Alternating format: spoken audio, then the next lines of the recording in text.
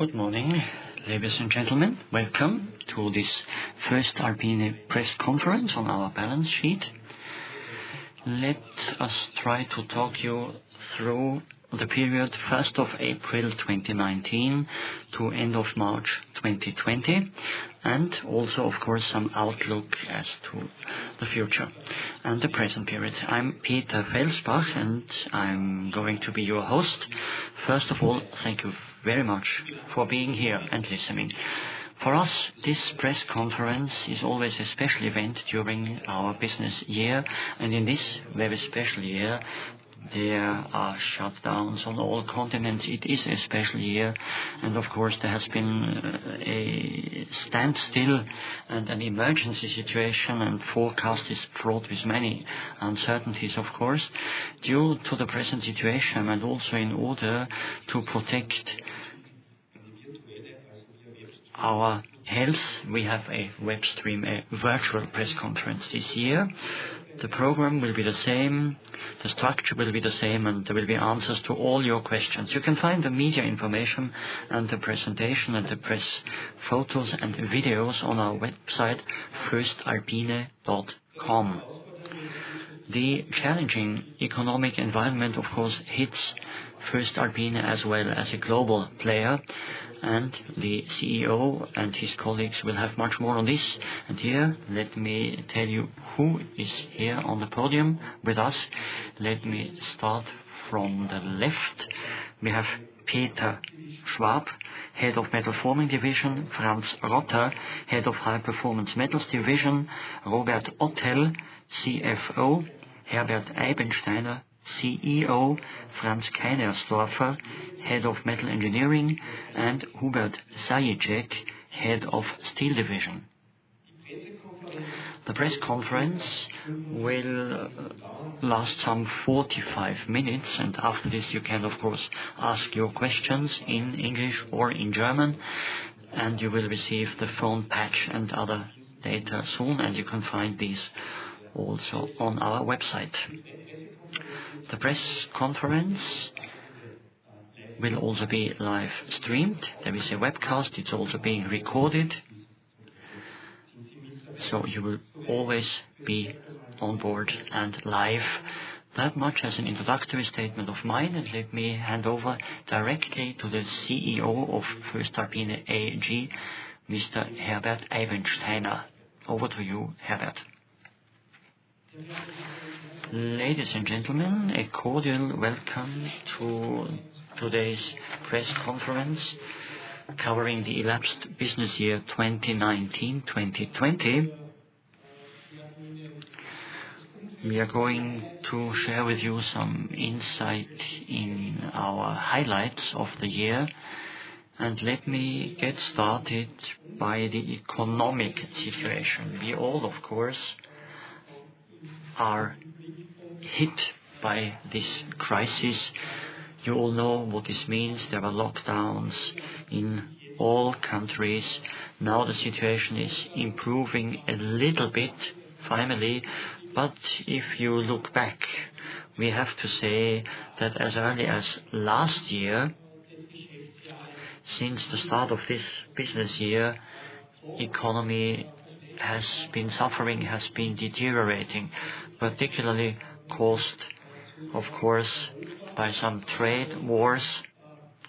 First, Europe was hit by these, and we had to see that in particular export-oriented industries had to accept clear downturns.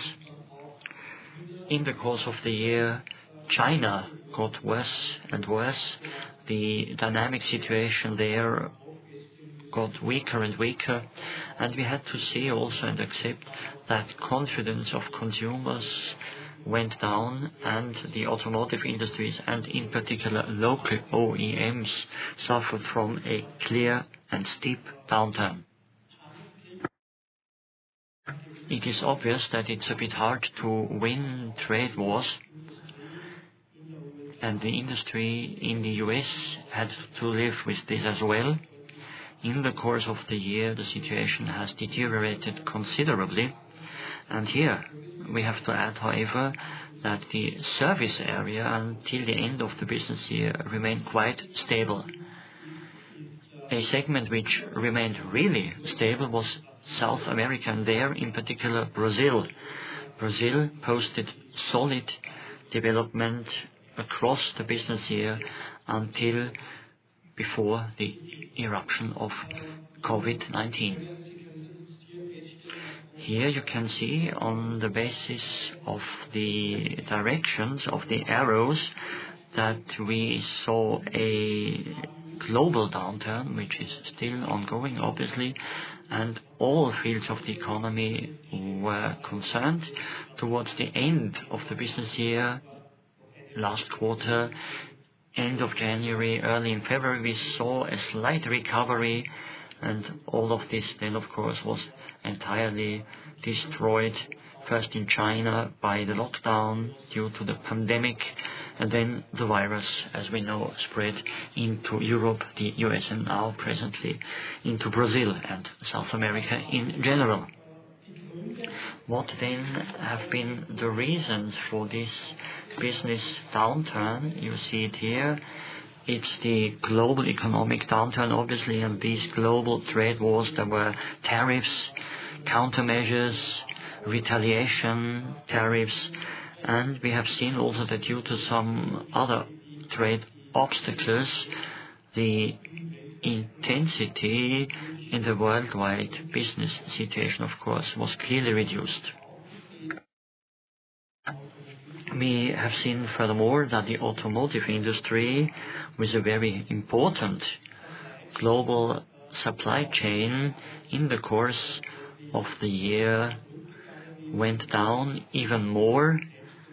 And for the steel industry itself, particularly in Europe, we had to see that in the face of rising raw material prices and low steel prices getting even lower, there were some negative effects.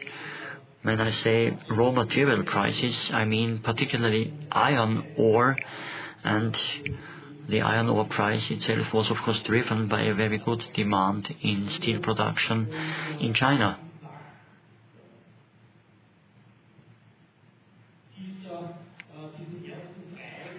And after those first 3 quarters in January and early in February, the business situation and economic situation was clearly hit by the COVID-19 pandemic, with the effects we can all see now.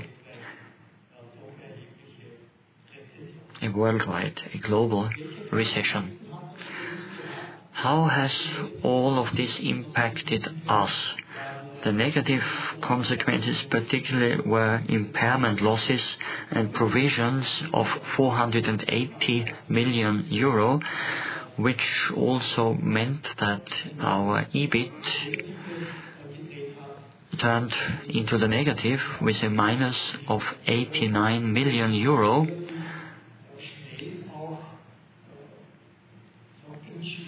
And we then decided quite fast to react to such environment and to put in place cash flow optimization and efficiency boosting programs. We reduced our investments considerably. We tried and are trying to reduce our inventory and optimize our cash flow.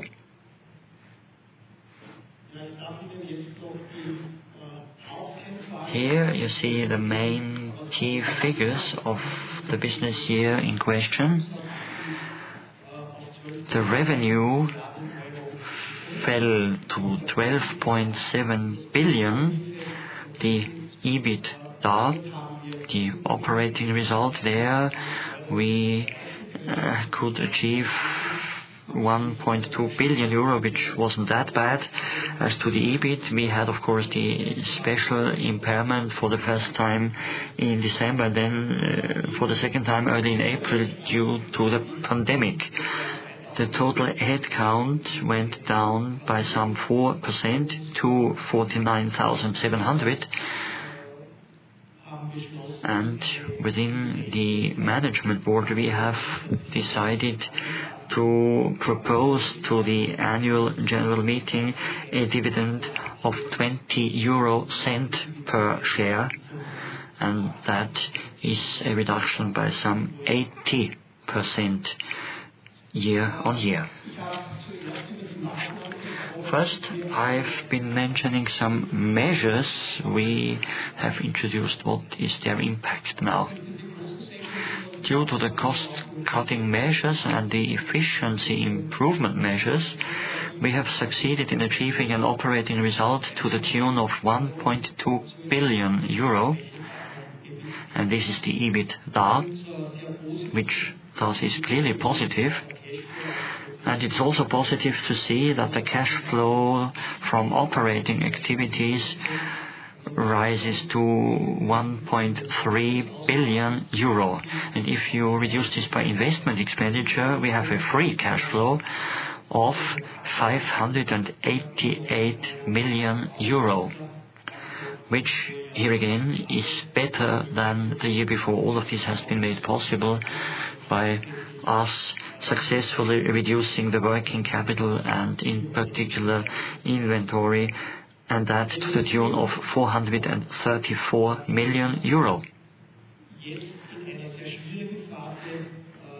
Now, in a very difficult phase and also with a view to the next few months, it's very important to see that we still have an available liquidity amounting to 1.7 billion euro for the next business year.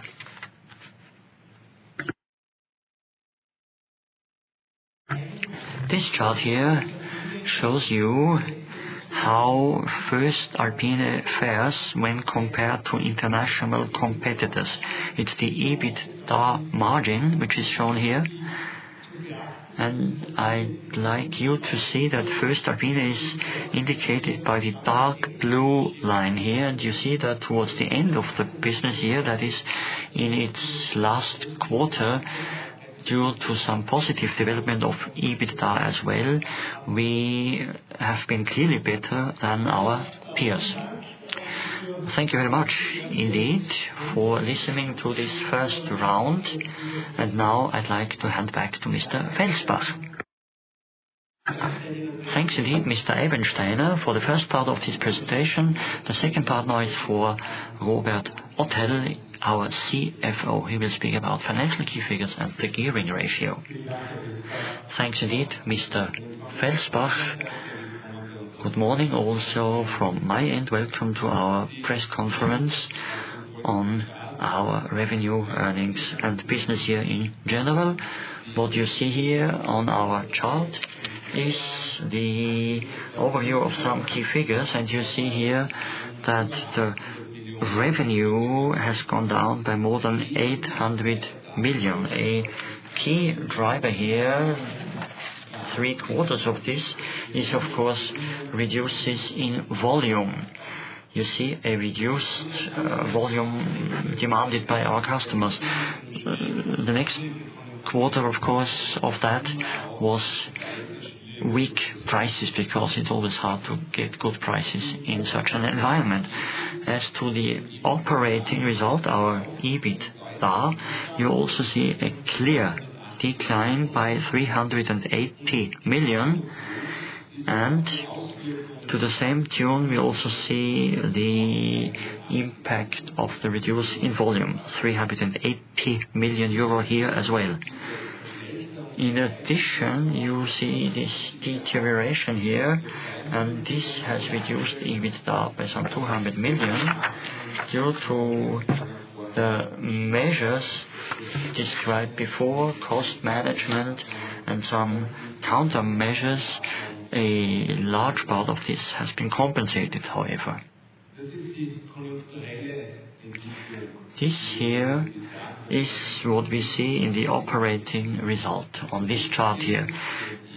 As to our EBIT, the profit from operations, you see for the first time a loss, as it were, and such loss was mainly caused by the fact that we had to depreciate a lot. One-off depreciations, mainly related to assets, but also some property of the company. and such depreciation, not goodwill though, was also explained by the weak business situation towards the end of the business year in the second step. This means a deterioration year on year of 870 million euro as to our EBIT. The financial result is more or less stable, and the tax earnings for this year, that's an IFRS effect because losses can also be used, and so in the balance sheet they mean earnings, but nevertheless this means a profit after tax of minus 216 million euro. That's the loss for the year, which also means that we had to clearly reduce our proposed dividend, which now amounts to 20 euro cents per share. What you see furthermore is that we had to reduce our head count by more than 2,000 full-time equivalent, and Austria versus abroad, that's well balanced, as is our head count in total. This was, of course, our most difficult aspect, which has accompanied us since early in autumn. How could we reduce debt and earn free cash flow? Here you see what we have done, and you see the causes. Because it became apparent that our net financial debt would go up towards the end of the year.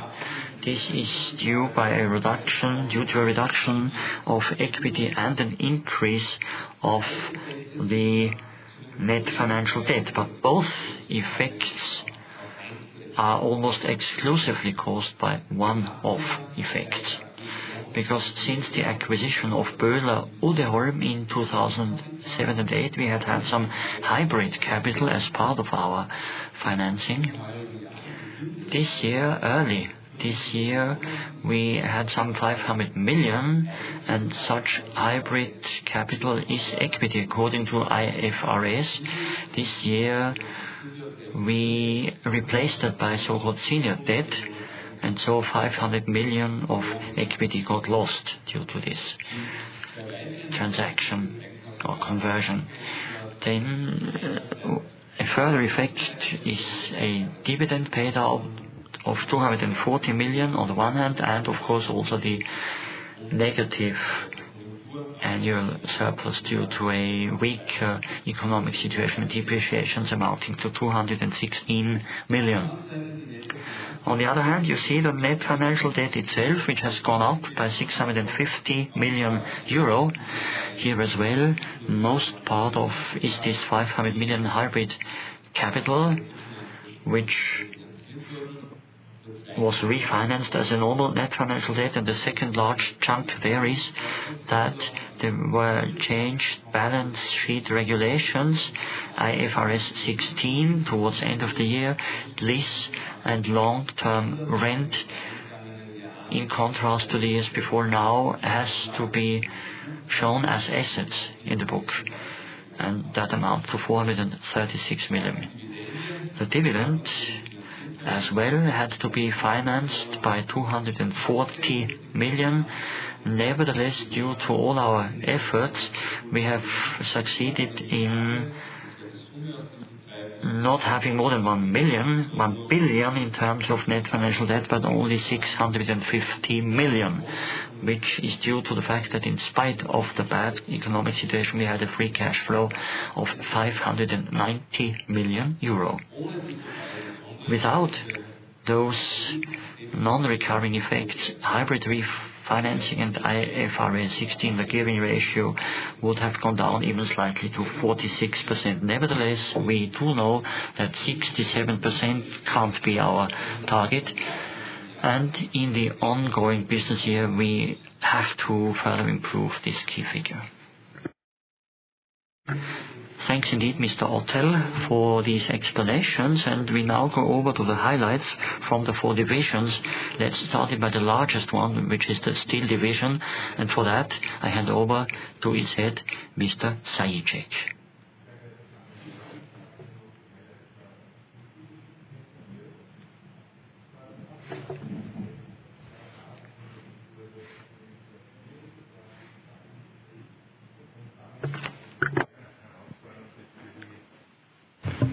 Für die Voestalpine. The key challenge was that as early as start of this year we had a reduced demand, which was also linked to reduced steel prices, and all of that was combined with a very unfavorable development of raw materials prices. An example would be that the reference index for iron ore in the first half year of the elapsed business year almost doubled. That, of course, had meant a price cost and a margin squeeze, and we had to try to counter this by some countermeasures to that price cost ratio. Currently, we have had a last quarter of the business year which has been a bit better, and of course we were hit by the corona crisis as well, and we are already trying to implement an action package for overcoming the COVID-19 crisis. For instance, end of March, one of our small blast furnaces was taken out of operation in order to react flexibly to the changed demand. Nevertheless, in the elapsed business year, we also dealt with new technologies, and one example here would be the steel strips. You see that here we have some integrated conductive paths and sensors which are integrated in the steel already, and we have some prototypes already, and for package containers one can see automatically whether there are some parcels, for instance, on the shelf or not. Can also be used in supermarkets. And last but not least, let me also mention that we have also started up the world's largest pilot plant for so-called green hydrogen. That was a very successful startup, and we are already in the preparatory phase for full operation of that plant. Thank you very much. From my end, let me talk you through the highlights of the High Performance Metals Division. The High Performance Metals Division are working in markets related to high-speed steel and tool steel. That's some 50% of the total revenue, but oil and gas industry and aerospace are very important, amounting to some 10% each, and 10 to 15% in the field of consumables. We had very difficult developments in our industrial segments in the elapsed business year. In tool steel, in that business year elapsed, we had a decline in demand, which we had to accept, which mainly was due to the development of the automotive industry, but also, of course, to some restrictions, like trade restrictions, in particular in the US, based on anti-dumping and Section 232. On balance, this has meant that some 80% got lost year on year. In oil and gas and also in aerospace, in the first 3 quarters of the elapsed business year, we were quite stable. Only in Q4 of that business year, due to aerospace situation and also due to COVID towards the end of the business year, in these segments as well we had some downturn. A major element early in the COVID-19 crisis was the situation in China, yet China towards the end of the business year could go back to some favorable result, and there was a far-reaching market stabilization in that area. In oil and gas, it was particularly the oil price which has been a driving element for this development, and it was very volatile towards the end of the year, a volatility which then translated into some reduced investments, of course, by our target customers. A major stabilizing element in our division was the further development of our value-added service activities, that is, the development of heat treatment, physical coating methods, and eventually also the further development of our expansion for metal additive manufacturing. In the meantime, we are having 6 locations globally in US, Canada, Singapore, Taiwan and China in this segment, and the basis of this development is high technology investments at Kapfenberg, Austria, and at Udeholm in powder metallurgy in order to have an ongoing value chain in this segment as well. As early as mid this year, in total, we had some cost-cutting measures and some measures in order to improve our operational excellence, that in order to react to this changing market environment.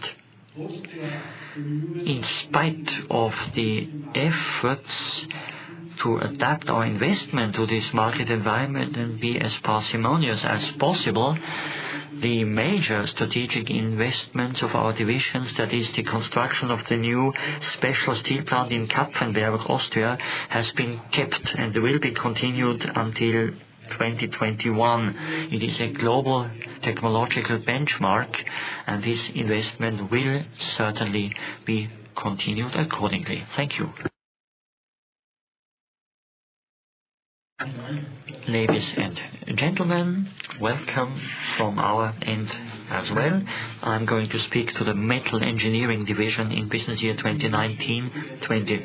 Let's get started by railway systems, where for the first time all railway infrastructure activities have been bundled into the system. The business year 1920 across the board was characterized by solid order levels and a very good development of revenue and earnings in Europe, China, as well as Australia and India. But the North American railway systems market has also posted good revenue and good earnings.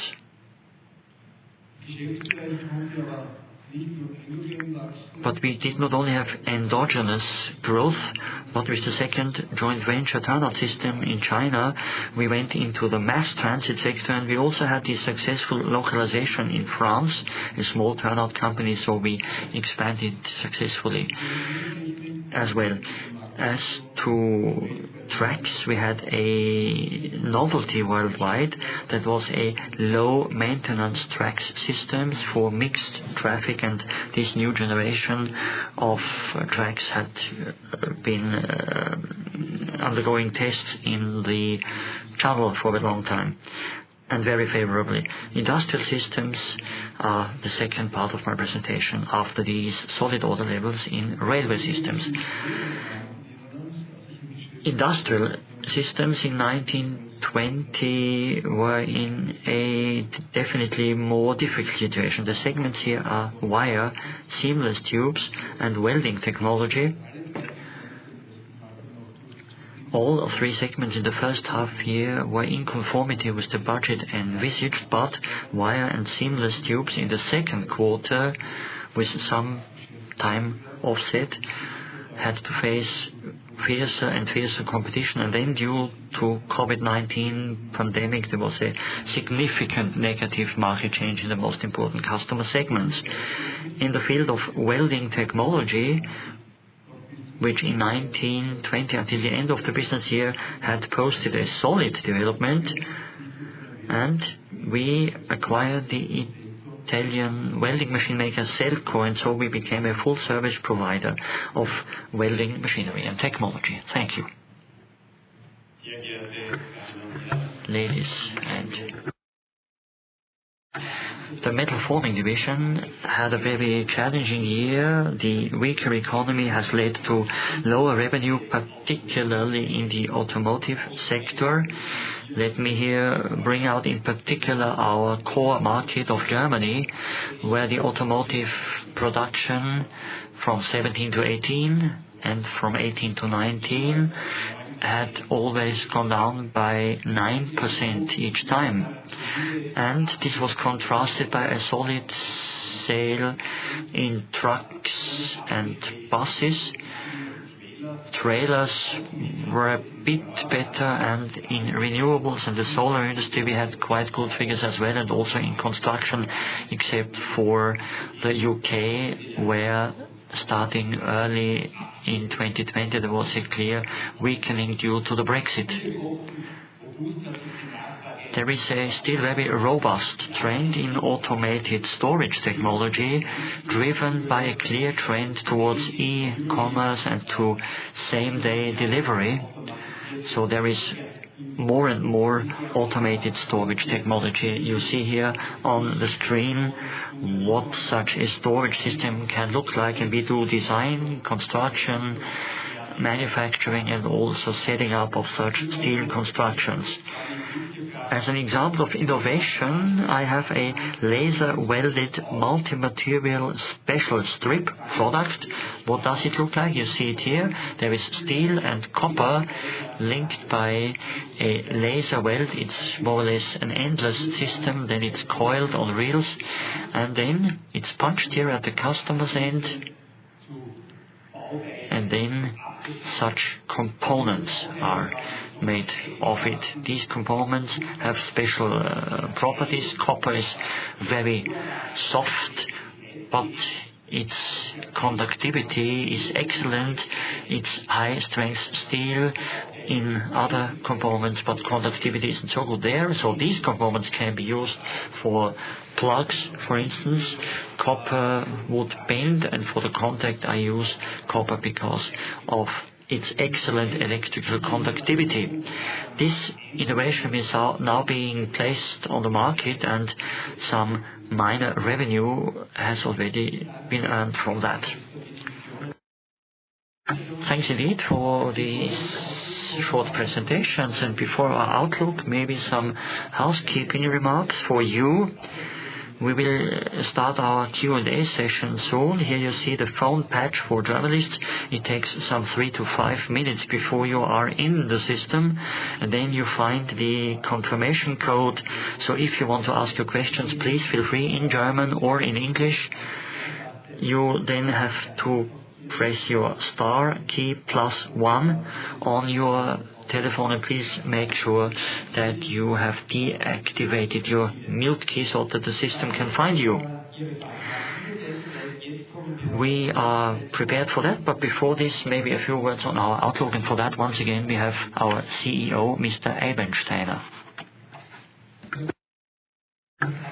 Ladies and gentlemen, let me show you some outlook, and before that maybe some figures in order to show you where we are standing now.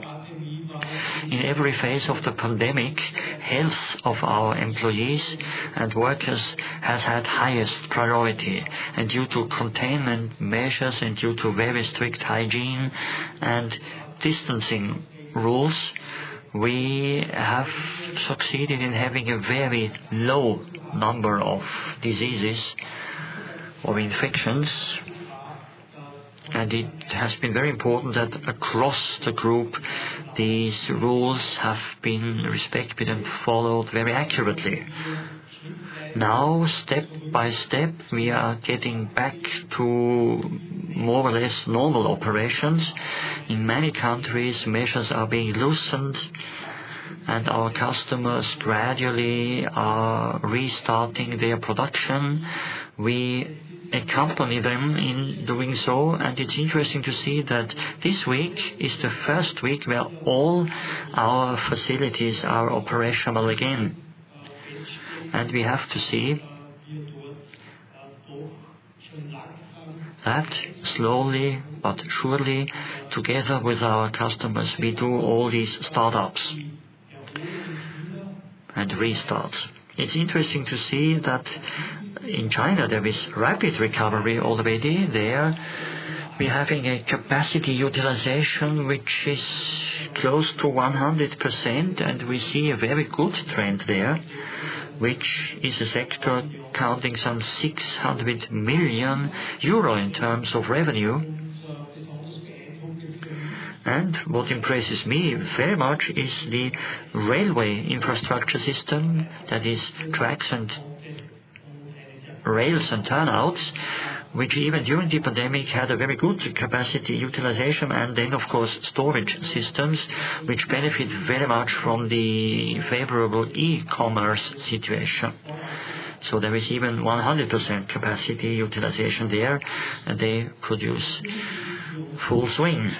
Of course, in certain areas, we have to adapt to reduced capacities of our customers, and there are also some temporary production shutdowns. For instance, one small blast furnace here at Linz has been shut down, and in Donawitz, Austria, there will be a relining of a blast furnace which will be anticipated in time, so one will be shut down.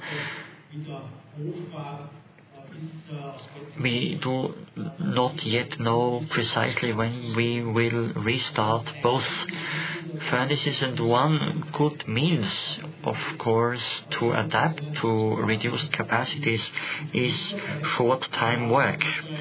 In Austria, we have some 10,000 employees which are in short-time work, and some 3,000 in Germany.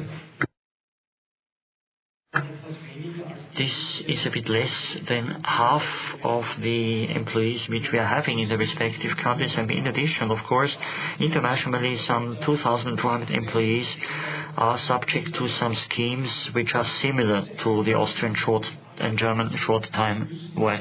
So it's a good way of adapting, but we do have to see that there are some areas, or there will be some areas, where we find it difficult to work in the long run, and there, even after this summer, some further capacity reductions will have to be implemented. How much reduction that will mean, we cannot yet say. It will, of course, depend on the further development of the business situation. Presently, in Q1 of this business year, we see a market environment characterized by the economic meltdown and lockdown. It will remain the most difficult quarter for us. There are many analyses telling us that in the second half year the business situation will improve. All of this, of course, is not yet certain at all, and volatility in our economic environment will certainly remain high. For us now, it is important to implement the appropriate crisis management, and the topics are very obvious. We will have to further improve our cost-cutting programs. We are focusing on the working capital and storage systems and inventory reduction, that is, and it will be decisive how we can generate cash flow. And that's why we have opted for a further reduction of investment, so it will be, according to our plan, some 600 million euro in terms of investments. And all of that in a very volatile environment, which means, of course, that there will be some outlook of a larger bandwidth than in the past, and we expect for the EBITDA, the operating result, between 600 million euro and 1 billion euro. Thank you very much for listening, and of course we appreciate your questions in English or German. Thanks, Mr. Eibensteiner. On we go to our Q&A session. Once again, here you see the phone patch and other possibilities to get in touch with us. Please do use your confirmation code, then star key and the 1 key. Maybe we have a first question already.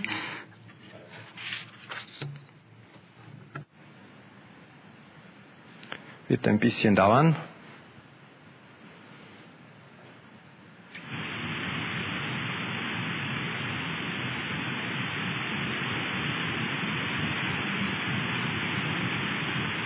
Wir hören schon ein Rauschen. Jetzt hoffen wir, dass die erste Frage kommt.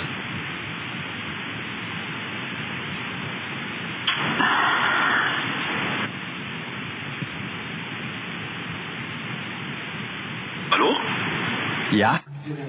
We can hear you.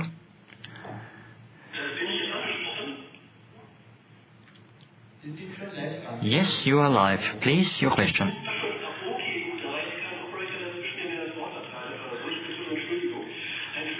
So, good morning, Christian Kircher, Canadian Steel.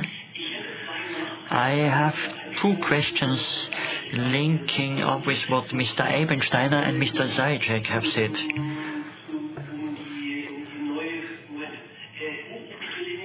This is about this Donawitz blast furnace shutdown. Some repair or relining is being anticipated in time. Is it a total relining or is it a modernization or adaptation? And Linz and Donawitz blast furnaces are shut down and you do not yet know when you will restart them. That was my first question. And the second one, Mr. Zajac spoke about a reference index and an almost doubling. What is the reference period here and what does it contain? Is it iron ore prices only or some others as well?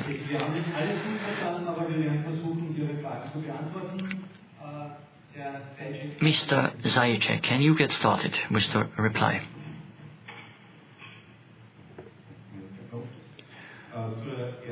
As to the first question, in Linz we are having one large and two small blast furnaces, and a small one that's some 20% of raw iron capacity of the location, and that one we shut down in the second half of March, and it will not be operated for a while, and the other two blast furnaces at Linz remain in operation, and in Donawitz there is a planned repair. They are having two blast furnaces there as well, and one of them is being relined. It's not a damage, it's a relining of the blast furnace, which had been planned anyway, but now it's just done earlier. And second, an almost doubling of the raw material prices. I'm speaking of an index which to us always has been a reference parameter. That's the index for 62% iron ore, and that index between early January last year and before summertime has gone from some 70 to more than $120 per ton, so almost a doubling of the value. Thank you very much. Next question, please. Frau Siebenhofer vom ORF wäre dran. Ms. Siebenhofer, Austrian Broadcasting Corporation, ORF. What about the Texas plant? How is it doing?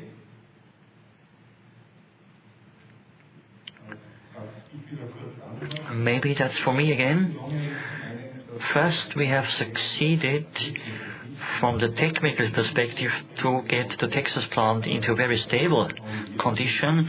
Year on year, the technical availability of the plant has been stepped up by some 10%, so the technology does work very well, and we then went over to regular operation.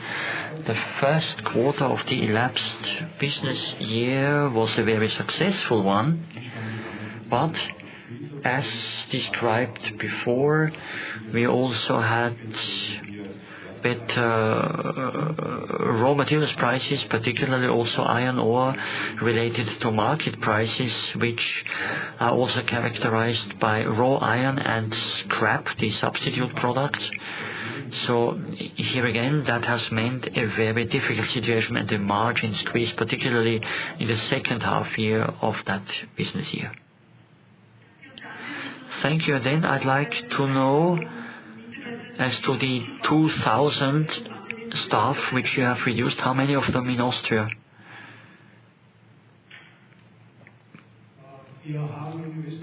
In Austria, actually,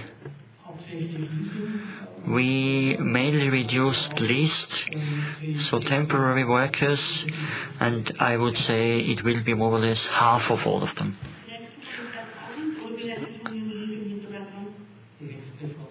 half of 2,000. And that's of course in full-time equivalent, and overtime is being included as well.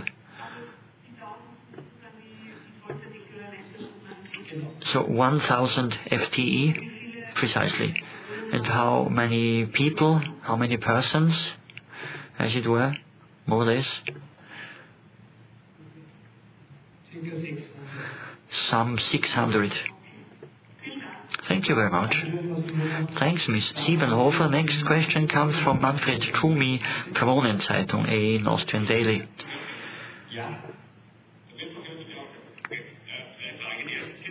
First question, is it short-time work only, or do you get state aid or state support also from some other systems or schemes?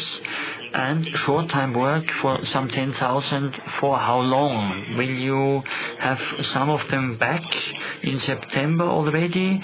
Will you require a further scheme like short-time work after September? Can you tell us for how long and what kind of short-time work you would want to have or you will need? Let me get started with your second question. We are now having some 10,000 staff in short-time work in Austria. We believe that in some further areas the second short-time work round will be needed as well. We have some areas performing very well, like railway systems, rails, turnouts, casting foundry.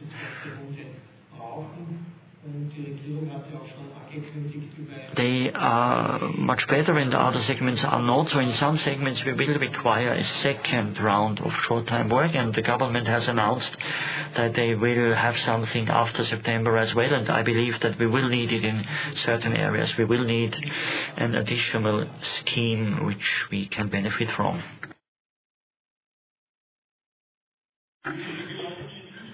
How many people are not in short-time work presently?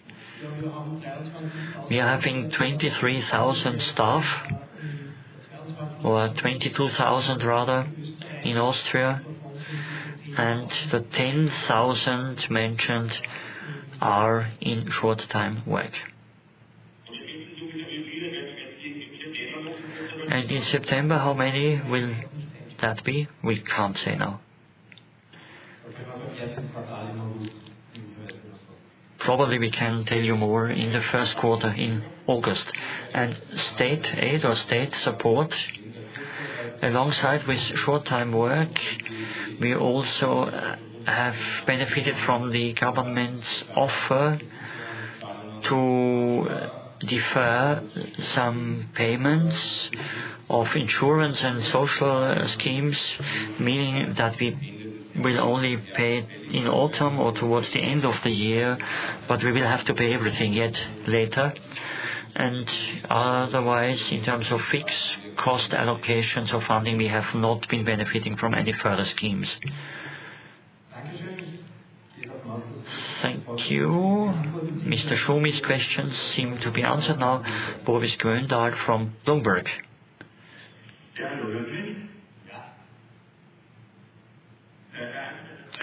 Mr. Eibensteiner, two questions.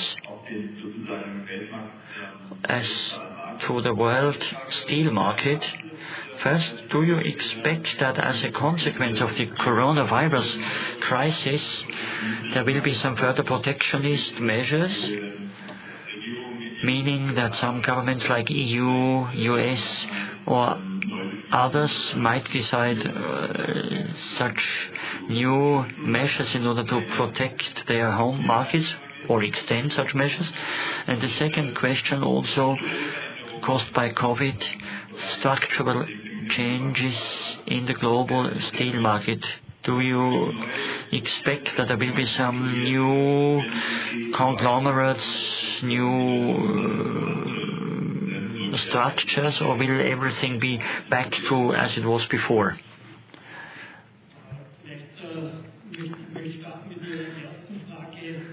Maybe your first question all protectionist measures which had existed before the corona crisis, like Section 232, tariffs, China as well, all of this is still valid. And presently I also do not see any trend showing or indicating that those protectionist measures might be loosened or stopped after the crisis. I cannot say whether there will be some additional and further measures. I believe, and that's my personal view, that we have to see that the total economy in Europe and in the rest of the world gets up to full swing again, and such measures there certainly are hampering this. The further evolution of the global steel market after Corona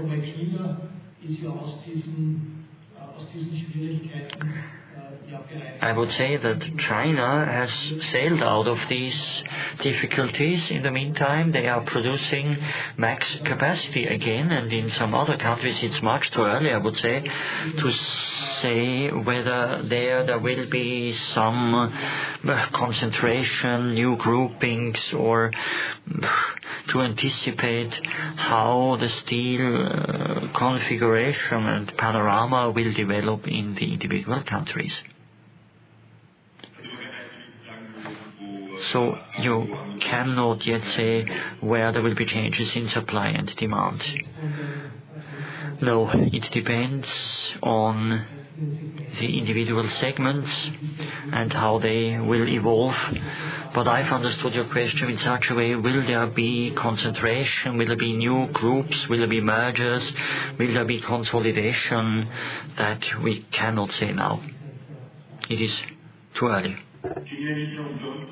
Not only concentration of companies, but maybe also some fields in production which, after the crisis, due to the measures which are implemented or due to some other products which are not in so high demand any longer, just to say whether on the level of products and demand for products there might be some shift.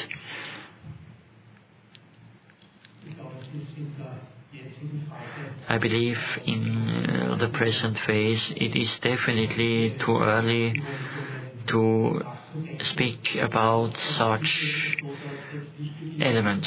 I believe it is very important that the automotive industry be backed and supported. It's one of the most important supply chains we are having in Europe, and also a very important one globally.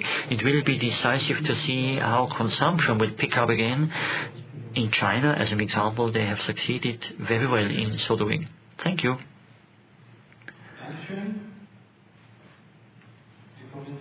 Thanks. The next question then is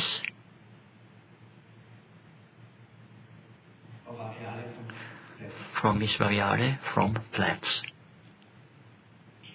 Hallo, können Sie mich hören? Ja.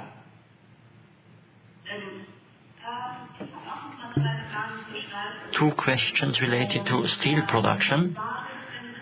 I'd like to know about that Linz blast furnace which has been shut down. Might it be shut down forever? And according to demand, maybe be compensated by HBI? And what is capacity utilization in Austrian Voestalpine steelworks presently?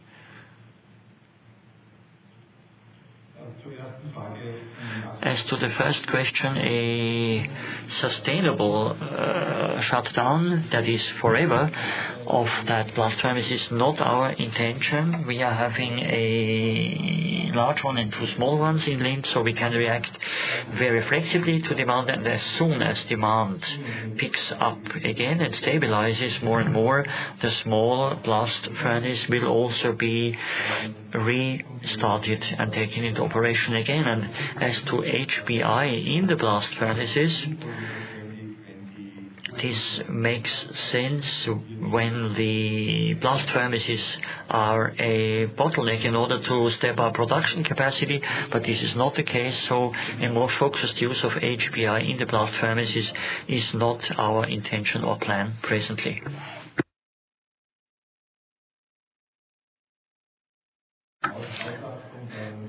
As to the capacity utilization of steelworks, I'm under the impression that all European steel plants presently are being hit very much by a slump in demand. The figures you keep reading are at least at 50% and depend very much on which product portfolio is the focus of the plants and which market segments are being served mainly. 50%? Does that apply to Voestalpine as well? Well, for Linz, April, where the lockdown of the automotive industry, one of our main customer segments, came across the board, it was a bit more than that, and we are seeing already a cautious and slow recovery of the situation. Thank you. Thanks indeed. Next we have Monika Graf, Salzburger Nachrichten, another Austrian daily paper.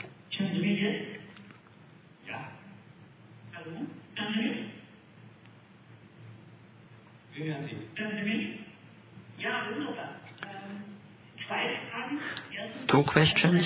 First, Mr. Eibensteiner, you have said that there will be capacity reductions in certain areas. Which areas do you mean by that? And second, for Mr. Ottel, maybe, in investments, which investments do you curtail or have you eliminated?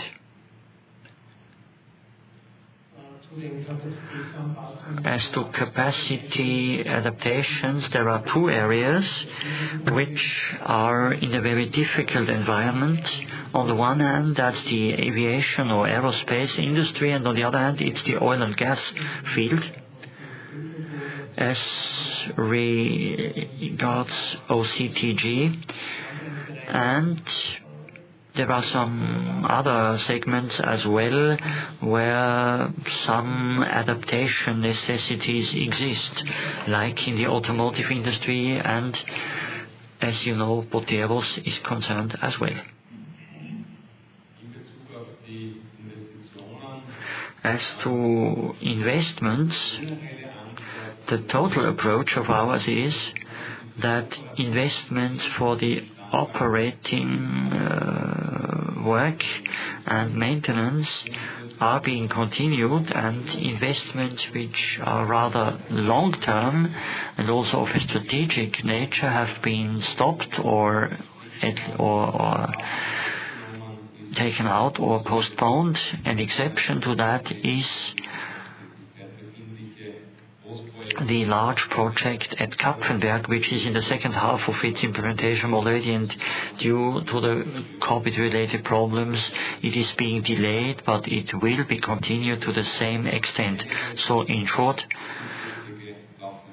small short-term investments are going on, long-term investments do not, exception being made for Kapfenberg.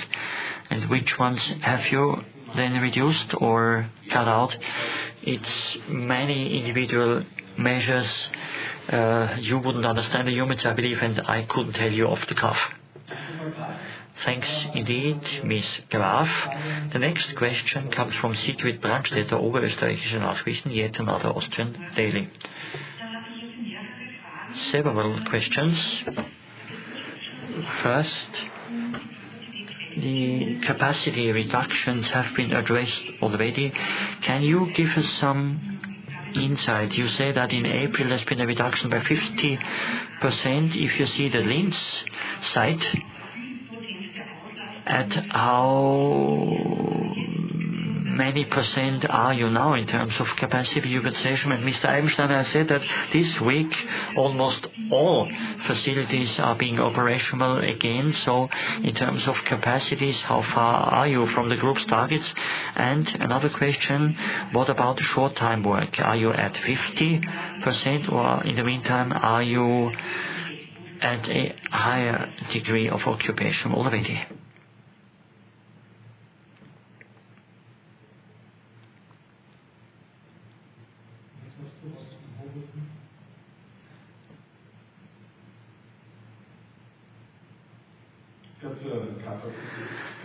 As to the capacity utilization reduction at Linz, according to segments, product areas, it is different and has already been explained for Linz by Mr. Eibensteiner.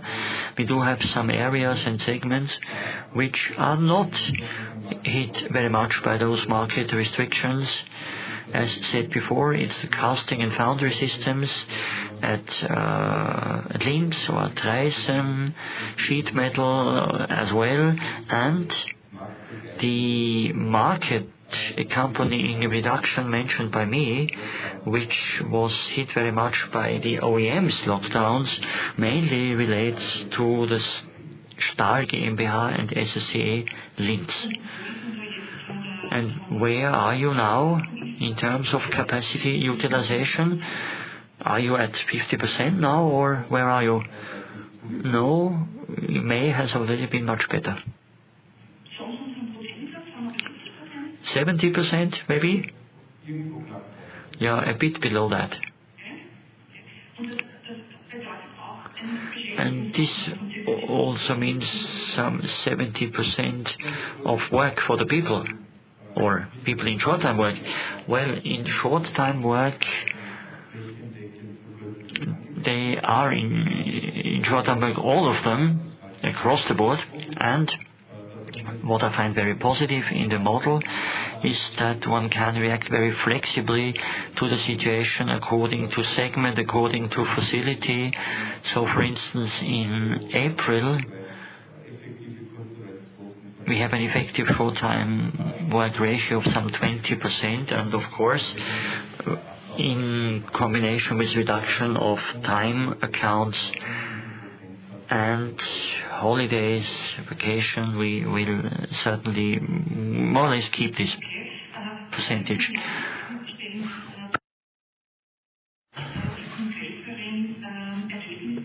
What about positive and negative contributions to the earnings? Cartersville and the HBI plant in Texas.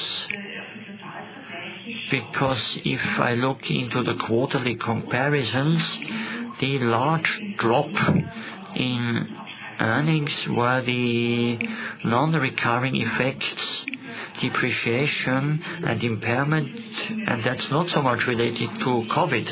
And the second question relates to concrete results in those two companies.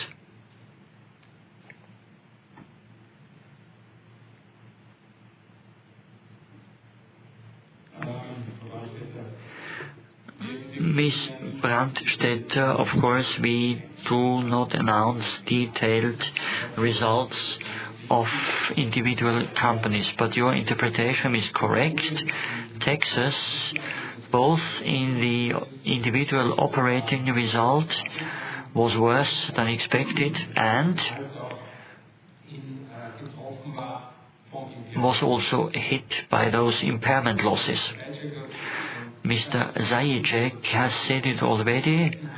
In particular, in the second half year, the ratio of billet prices, iron ore and scrap, meant a negative operating result, and of course also the impairment loss even more so.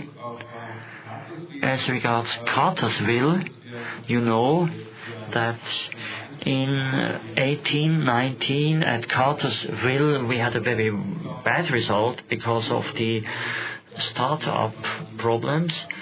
Cartersville in the elapsed business year 1920 still was not positive, but on a clear way towards improvement. Cartersville is part of an asset CKU, the so-called hot forming CKU, and there, in the new evaluation of future perspectives, there has been an impairment loss.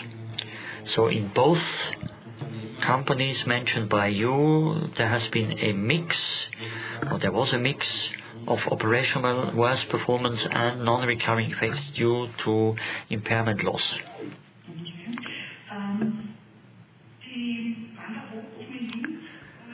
Restart of the blast furnace at Linz, you won't deliver any perspective as to whether it will be this year, will you?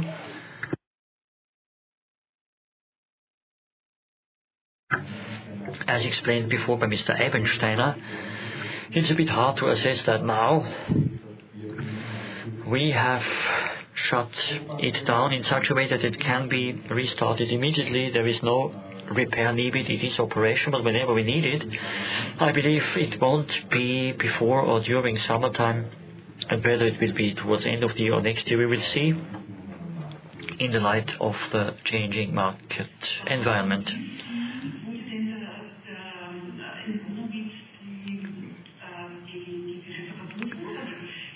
The time anticipation of Donawitz relining by how many months? 2.5 weeks only, 2.5 weeks earlier for that relining of the blast furnace, and it will last until early in October according to plan, precisely. And that one will then be restarted. Cannot yet be seen from today's perspective, Ms. Brandstetter. We expect that it will be in the course of autumn at the earliest, but for that first we have to wait and see what the next 3 months will bring, particularly in the field of the automotive segment.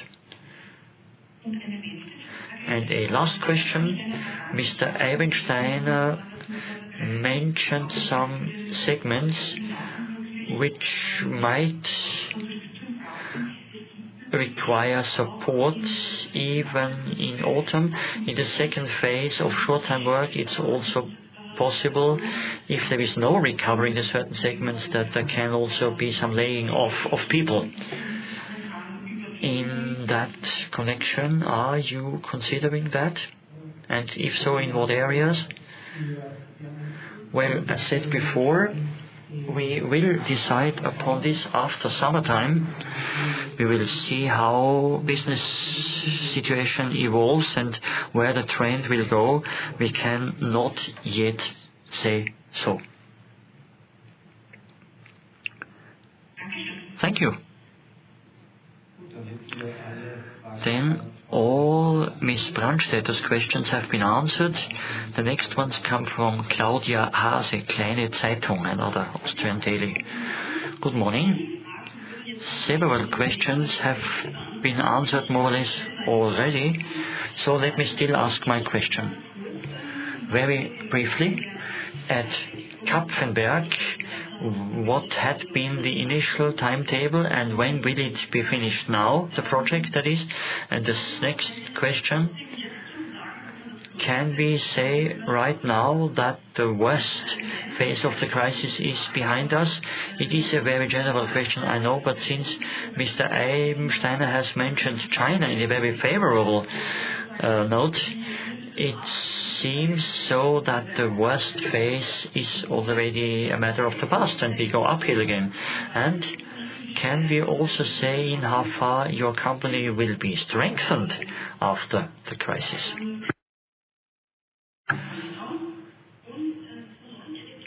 And as to the new electrolysis, you've also been mentioned this in passing. It will go into full operation, you've said. Is there everything according to plan, and when will that go 100% operational, the electrolysis? Well, as to Kapfenberg, the initial timetable had been that mid-2022 the special steel plant would become operational from today's perspective in conjunction with the delay caused by the pandemic, we say that it will be 3 to 6 months later. So, say autumn or end of 2022.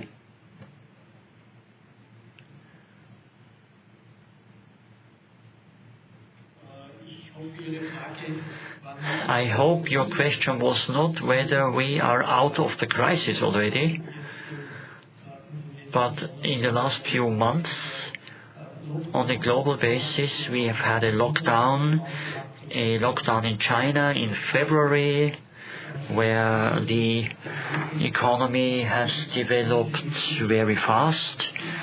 How fast the other countries will develop, it's fraught with so many uncertainties still. But we are very far away from a total standstill, so insofar it's an improvement. Many of our customers are starting up again, yet slowly. So I think in terms of capacities and in terms of outlooks, we have to be very conservative and very patient, because we can't estimate that, certainly not in all our areas. As to hydrogen, the hydrogen plant is a pilot plant, a research plant. There is a research project there which is underway, where the plant is being tested under different operating conditions. That is working well, and the plant is or was in full operation. Sometimes they do 100%, sometimes they don't. It is, as I've said, a research project with a lot of trials. Strengthened after the crisis, well, you can be sure that all staff, and by the way, they are working excellently, and my thanks go to all our staff in this very difficult phase. Everyone is working for us to be strengthened after the crisis. Yes, but can you maybe prove this by anything?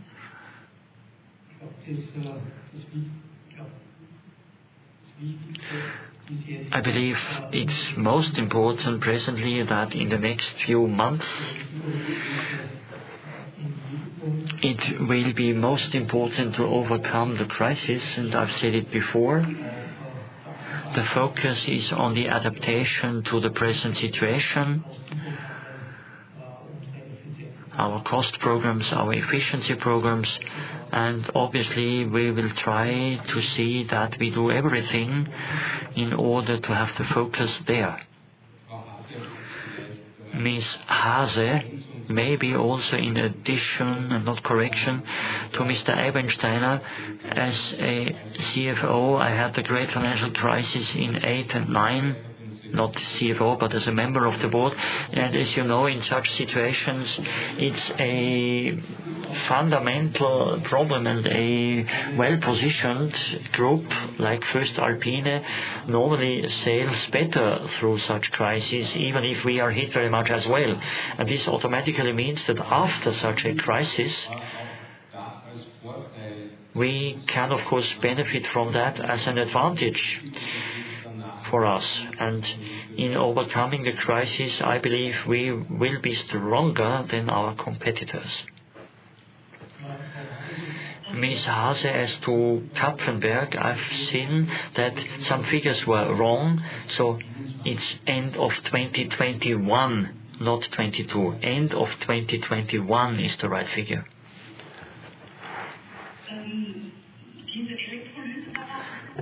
And the electrolysis, not Kapfenberg, but Linz. In a trial operation, everything seems to work very well. When will that trial operation be evaluated in such a way that you can say the model does work? All that project is planned for the next 2 years still, and it will also take us so long before we then can come out with a final statement. All in order to see whether all parameters are met, because that's about a longer durability of the units, for instance, and it will take us a while still. A short addendum to this, you have to see this in such a way, it is a pilot plant which is being operated and the efficiency is measured, some coatings are changed, and the idea is, as said by Mr. Eibensteiner, that until 2021 these activities are planned in such a way. How can you start it up? How can you reduce its operation? It does work very well already, and it also does deliver as expected and planned, and it is a research program. There shouldn't always be 100% of its operation, but the boundary conditions should be investigated much better in order then to be in a sustainably optimized condition. Thank you. Thanks, Claudia Hase, for the questions. Then in writing, I have two questions. Thomson Reuters, Ms. Knolle. The first one, automotive industry, the second one as well. Which signals are you getting from the automotive industry, and when do you expect some upswing there?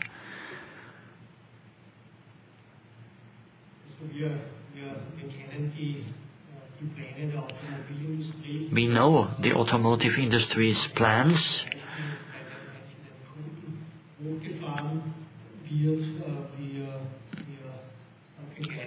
We keep accompanying our customers in their plans as to their respective restarts, and it will be decisive how fast consumption will pick up and when people will buy cars again.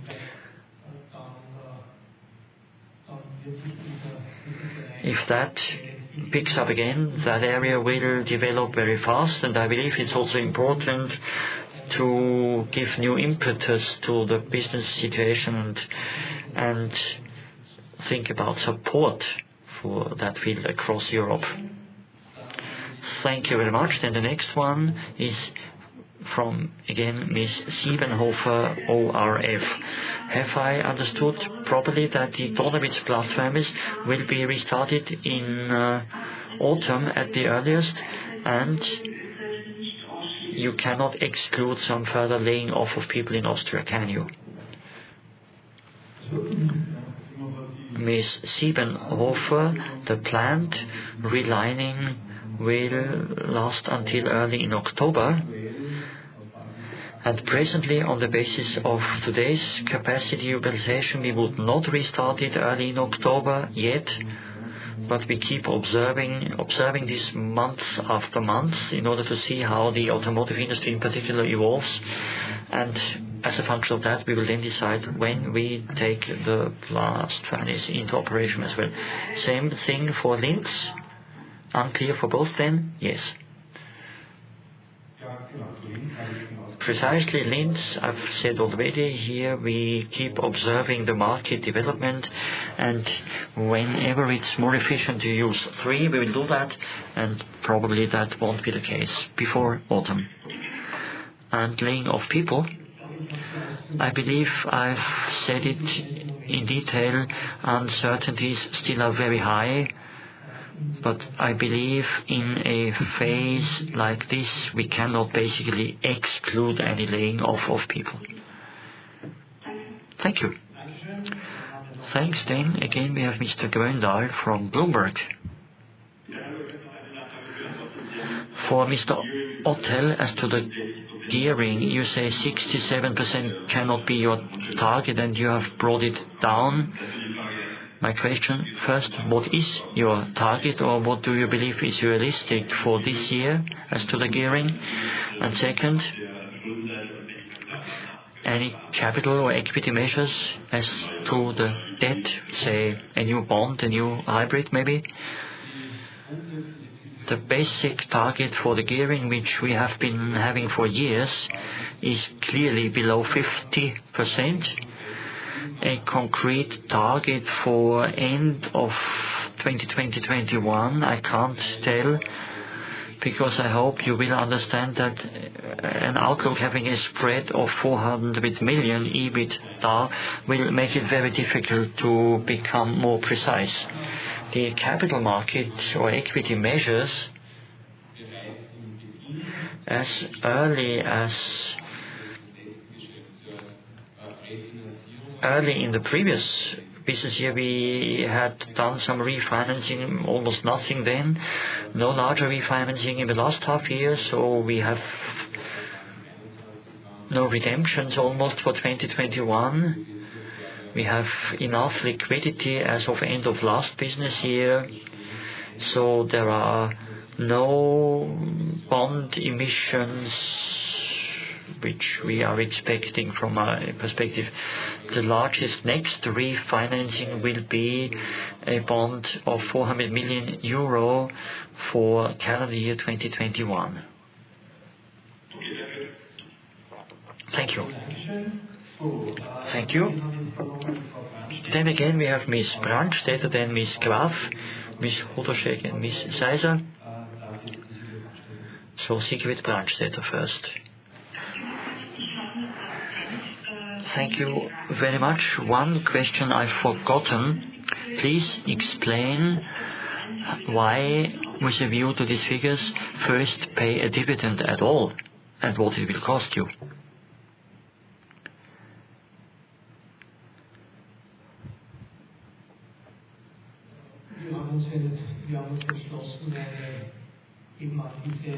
We have decided to pay a dividend yet adapted to the current situation, so that is 0.20 per share against the backdrop of a certain continuity in our dividend policy towards our shareholders. And I might remind you of the fact that 50% of our staff are shareholders as well, so it will go to them as well. And all this has motivated us to pay a dividend to this reduced extent. May I add to this, in the past we always had two lines of our dividend policy. On the one hand, the dividend yield of 3 to 4%, where based on a low dividend we are clearly below this year, and on the other hand also a payout ratio, and based on the negative annual result, of course this payout ratio is very high or almost not measurable. So the 20% against this background shows the two base guidelines, but in the last decades, I can say in the meantime, at road shows and also at debt capital market roadshows, so as to those giving money to us, we have always mentioned our consistent respecting of our financial obligations towards our moneylenders. And for our moneylenders it's always very positive also to have and keep this policy, and has helped us to always have a very good conditions as to the financing of Voestalpine. And this also means that in this difficult situation we also believe that it's good to pay a dividend. Since we have some 180 million shareholders, it's 36 million euro. Thank you. Thank you. Monika Graf, Salzburger Nachrichten. Two more questions, detailed ones. Can you remind me of how much Voestalpine saves in terms of money by means of all these measures, and the loss impairment has mainly been caused by the two US plants, the 480 million, is that correct? Maybe as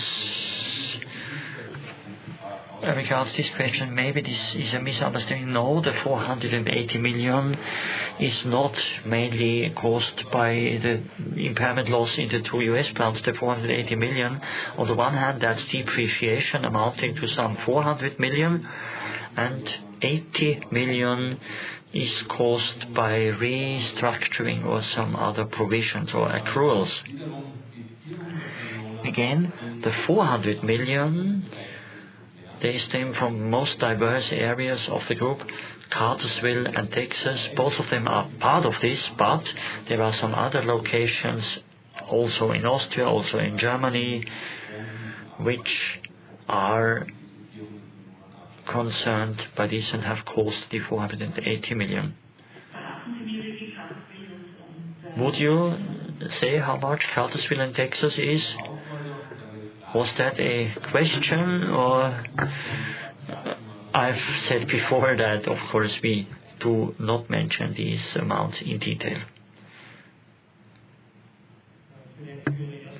Maybe on your first question, saving money, we communicated last year that in addition to the normal measures, some 100 million EBIT effective are to be saved, and on the cost side it is, and as the results show, we did achieve this target. Will there be added some more because of COVID? Partly there are some programs which are being restarted, and we have to focus on the new situation. Of course, there are some additional areas in all fields and some additional schemes which have been launched everywhere. Thank you. Then we have Ms. Hodoszek, Courier newspaper.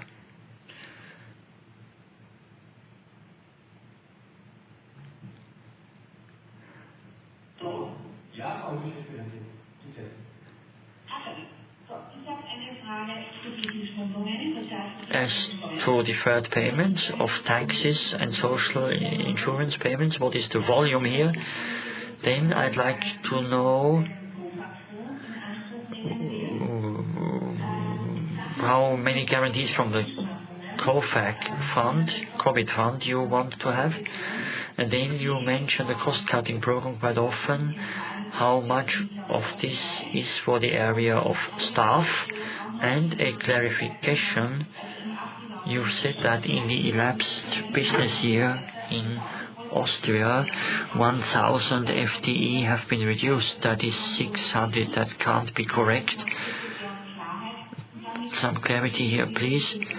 And then what about the bonuses of the members of the management board? Ms.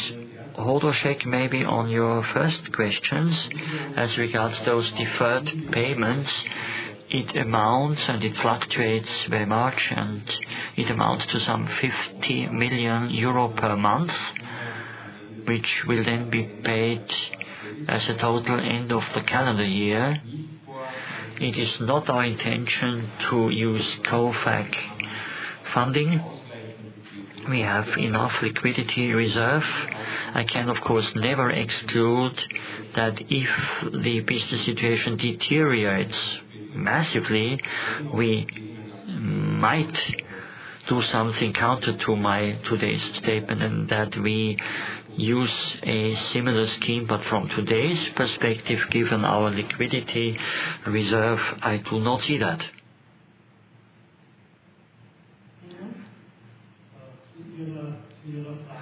As to your question, 1,000 leased workers, FTE 600. Of course, overtime is part of the FTE, and natural leaving the company, which is not replaced, has also been counted here.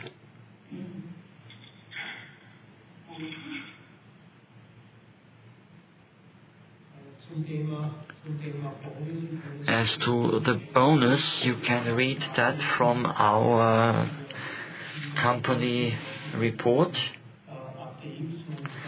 We are clearly lower than the ATX, and of course it also depends, our bonus depends on success, so we have a clearly reduced bonus, which is clearly above 50%. The reduction is clearly higher than 50%, yes. And what bonus are you aiming at for the present business year? There are some companies which take out all bonuses on a voluntary basis. Our bonus system has not been changed, and we have still high-flying targets for this business year, which are part of the bonus system. It will be difficult to reach them. So the effect of our systems is sufficient so that a worse economic situation would be reflected by them. Thank you. And as to the cost-cutting program, how much of that is for the staff or head count area? Well, there were so many cost items I couldn't say off the cuff in detail. Order of magnitude?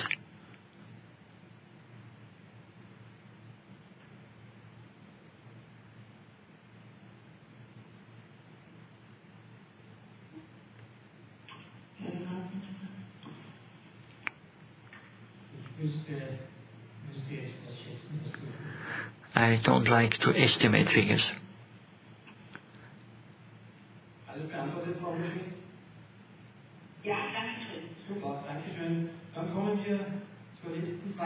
The last question from Ms.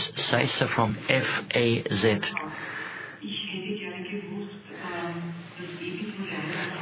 The EBIT was mentioned and it's negative for the first time. First time since when?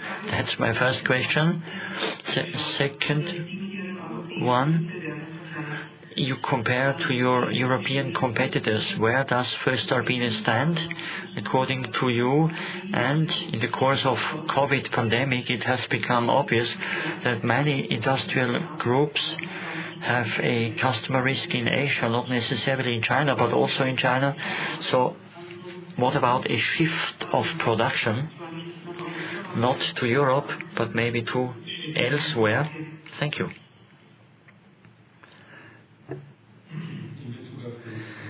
As regards the negative EBIT, I've been in the management board for 16 years. During that period, it has never been negative. And as far as I know, since Voestalpine start as a listed company in the 90s, there has never been any negative EBIT.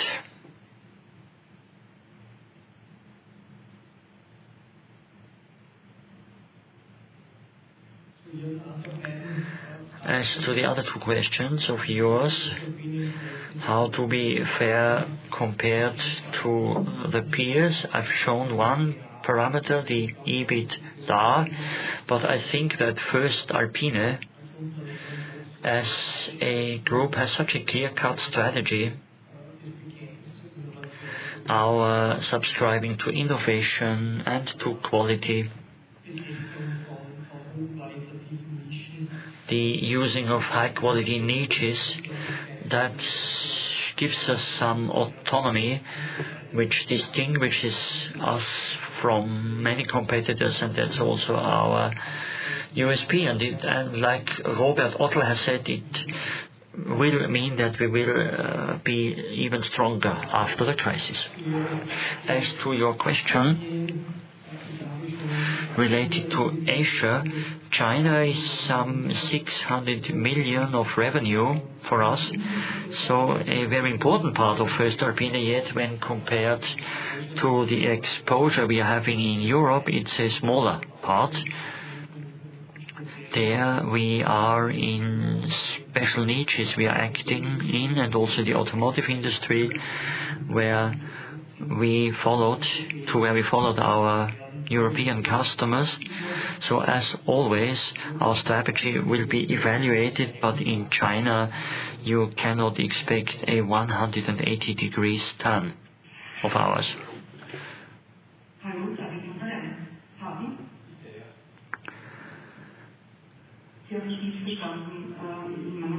You've misunderstood me. Voestalpine and your European competitors, I meant related to the COVID state support.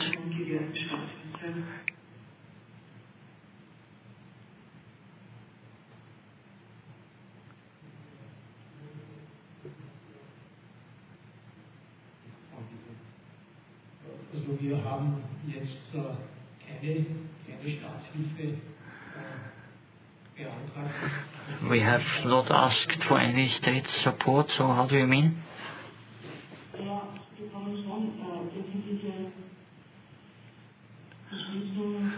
Well, you are getting public support, at least for short-time work.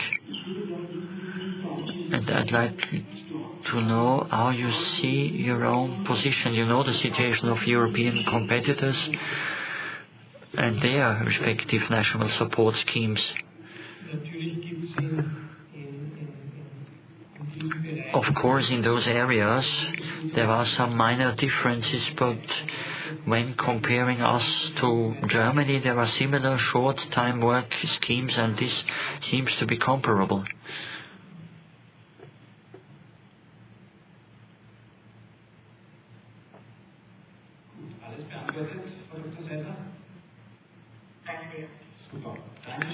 Thank you very much, and this is the end of our Q&A session. Thank you for your lively interest. It has been a very long Q&A session. There is, of course, one bitter tone in a virtual conference. The traditional talks after a press conference cannot be held this time, but for all these who normally always come, we will, of course, keep our regular events where people can also come to us, hopefully already in November. And my thanks go to the listeners, to the members of the management board. Thanks to all of you, and for the next few weeks and months we wish to all of you and all of us that we will sail through this crisis. We wish to you an excellent summer, and at the latest early in August we will have more on the first quarterly results. Thanks to the team for the organization, and I'd like to ask Mr. Eibensteiner for his final words. Well, thank you very much for your keen interest in our business and our situation, your interest also in the figures of the elapsed business year. I'm very happy to see you physically next time, and I wish you all the best, and thank you very much.